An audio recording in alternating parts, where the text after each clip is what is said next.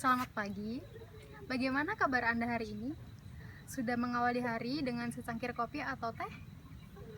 Ya, secangkir kopi atau teh merupakan kebiasaan kita untuk mengawali pagi hari. Atau mungkin Anda punya kebiasaan lain? Hati-hati, bisa saja kebiasaan Anda tidak lazim dan Anda bisa disebut em, ya lumrah saja. Kalau saya tertawa berarti lumrah. Ada yang minum kopi, ada yang minum teh, atau mungkin tidak minum sama sekali. Wajar saja, itu merupakan kebiasaan yang lumrah. Berbicara mengenai meminum kopi di pagi hari, kita harus memperhatikan tempatnya. Di teras kah, di ruang makan kah, atau di ruang tamu. Masalah minum kopi pagi ini sangat penting. Bayangkan saja jika kita minum kopi di WC atau di toilet. Sangat tidak nyaman bukan?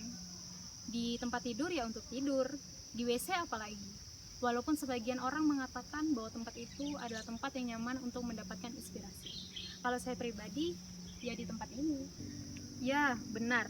Di sini adalah tempat yang paling nyaman dan paling damai. Saudara-saudara boleh mencoba untuk sesekali minum kopi di sini, di kompleks perkuburan ini. Di mana lagi tempat yang paling tenang dan nyaman kalau bukan di sini.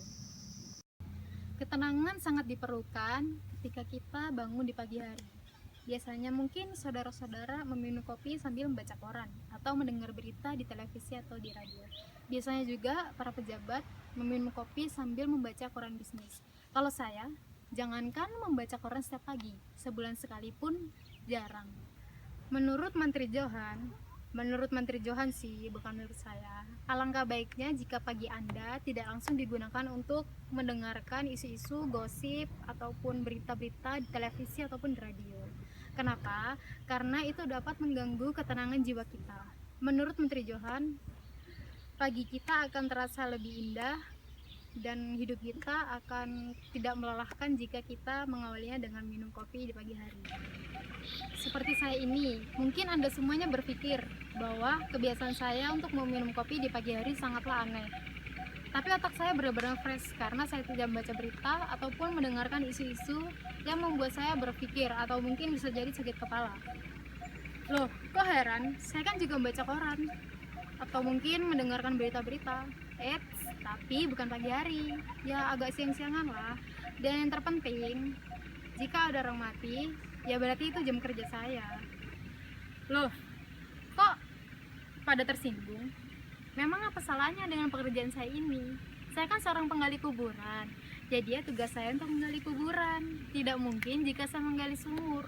Kan saudara-saudara sekalian tahu bahwa masyarakat di tempat tinggal saya banyak yang sudah menggunakan ledeng. Jadi apa salahnya dengan pekerjaan saya lakoni? Loh, kenapa pada tersinggung? Memangnya ada yang salah dengan pekerjaan saya? Memangnya Anda semua akan hidup terus? Tidak kan? Jadi ya kita tinggal menunggu maut saja untuk menjemput kita. Jika Anda semua mati, berarti Anda semua adalah rezeki saya, rezeki buat keluarga saya, buat anak-anak saya makan. Jadi apakah ada yang salah dengan perkataan saya? Tidak kan? Saya ini berbicara secara logis. Loh, kenapa pada marah? Memangnya sampean-sampean ini tidak akan mati? Tidak kan? Kita tuh hanya menunggu maut menjemput kita. Dan jika saudara Anda sudah mati, saya yang akan menguburkan Anda semua. Dan berarti Anda itu rezeki buat saya, buat keluarga saya, buat anak-anak saya makan. Apakah ada yang salah dengan pekerjaan saya? Tidak kan? Saya ini berbicara secara logis. Jadi Anda tidak boleh marah jika saya mengatakan bahwa kematian Anda itu adalah sumber rezeki buat saya. Dan Anda harus tahu bahwa ada orang yang mengontrakkan tanahnya untuk kematian Anda. Jadi Anda harus membayar kontrakan tersebut. Jika tidak mau, kuburannya dibongkar. Ya, zaman sekarang ini kan semua bisa jadikan bisnis, pendidikan, agama, bahkan kematian. Dan asalkan Anda tahu, bisnis kematian saat ini sangatlah menjanjikan karena orang mati itu ada setiap hari. Mungkin entah mati karena dibunuh, karena perang, karena bunuh diri, atau mungkin karena kecelakaan. Ya seperti kata Menteri Johan tadi, kematian karena apa ya? Karena human error.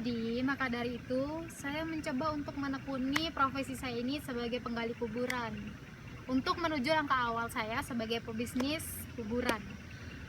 Dan asal Anda tahu, bisnis berita juga kematian juga sangat menguntungkan. Lihat saja di televisi atau di radio, mungkin banyak yang menayangkan berita pembunuhan berantai oleh Rian. Televisi swasta banyak yang menayangkan berita tersebut, bahkan berlomba-lomba untuk menayangkan berita tersebut. Atau mungkin menayangkan mengenai pembunuhan Amroji dan Imam Samudra. Padahal kan mereka juga melakukan pembunuhan. Hidup ini memang aneh-aneh saja.